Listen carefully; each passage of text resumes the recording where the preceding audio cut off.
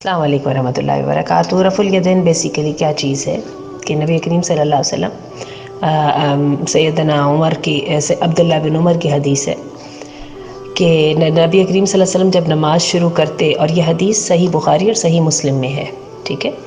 جب نبی کریم نماز شروع کرتے تو اپنے دونوں ہاتھوں کو کندھے تک اٹھاتے، اور جس وقت رکوع کرتے اس وقت بھی، اور جب رکوع سے سر اٹھاتے تو اس وقت بھی کندھوں تک ہاتھ اٹھاتے، ٹھیک ہے۔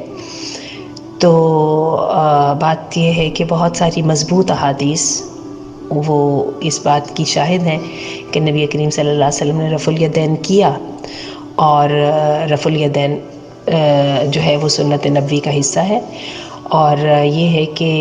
ایک حدیث آئی ہے جس میں زید بن واقد نافع سے حدیث بیان کرتے ہیں